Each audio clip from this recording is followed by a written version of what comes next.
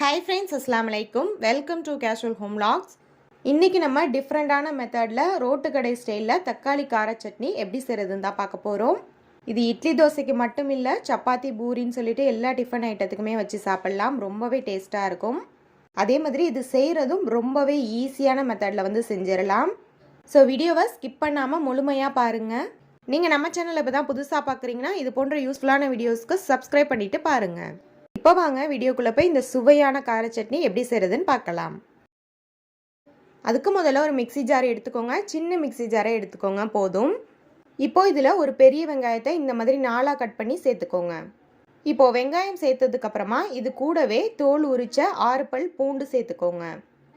இப்போது பூண்டையும் சேர்த்ததுக்கப்புறமா இது கூடவே ஒரு 4 தக்காளி பழத்தை இந்த மாதிரி கட் பண்ணி சேர்த்துக்கோங்க.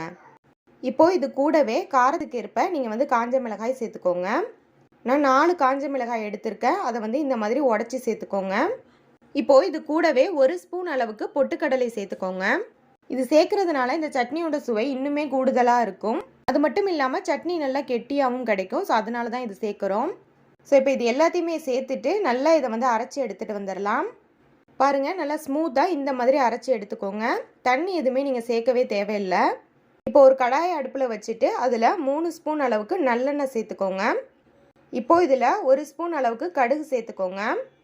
இப்போது கடுகு நல்லா பொரிஞ்சதுக்கப்புறமா இதில் 1/2 ஸ்பூன் அளவுக்கு உளுந்து சேர்த்துக்கோங்க. இது கூடவே கொஞ்சமாக கருவேப்பிலையை கிள்ளி சேர்த்துக்கோங்க. இப்போது இதெல்லாம் பொரிஞ்சதுக்கப்புறமா நம்ம ஏற்கனவே அரைச்சி வச்சுருக்க இந்த பேஸ்ட்டை அப்படியே சேர்த்துக்கோங்க. இப்போது இந்த தக்காளி வெங்காய பேஸ்ட் நல்லா கெட்டியாக இருக்குது பார்த்தீங்களா? இதில் நம்ம தேவையான அளவுக்கு நம்ம தண்ணி சேர்த்துக்கலாம். இந்த மிக்சி ஜார்லேயே நான் 1 கப் அளவுக்கு தண்ணி சேர்த்துட்டு நான் இதில் சேர்த்துக்கிறேன்.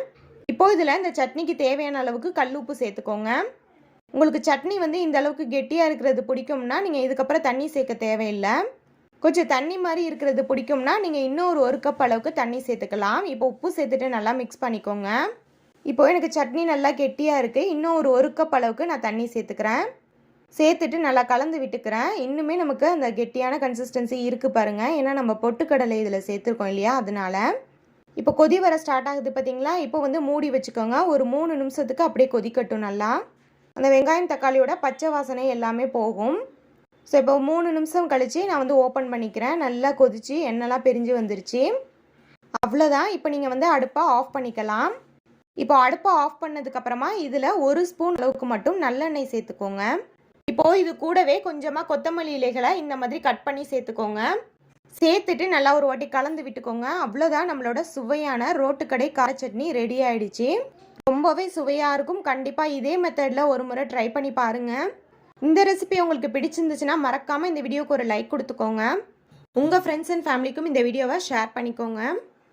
நீங்கள் நம்ம சேனலை இப்போ தான் புதுசாக பார்க்குறீங்கன்னா மறக்காமல் சப்ஸ்கிரைப் பண்ணிக்கோங்க. அப்படியே பக்கத்தில் உள்ள பெல் ஐக்கானையும் ப்ரெஸ் பண்ணி ஆல் ஆப்ஷனையும் கிளிக் பண்ணிக்கோங்க. அப்போ தான் நான் போடுற வீடியோஸ் எல்லாமே உங்களுக்கு உடனுக்குடன் நோட்டிஃபிகேஷனாக வரும். நாளைக்கும் இதே போல் ஒரு சூப்பரான யூஸ்ஃபுல்லான வீடியோவில் சந்திக்கலாம். தேங்க்ஸ் ஃபார் வாட்சிங்.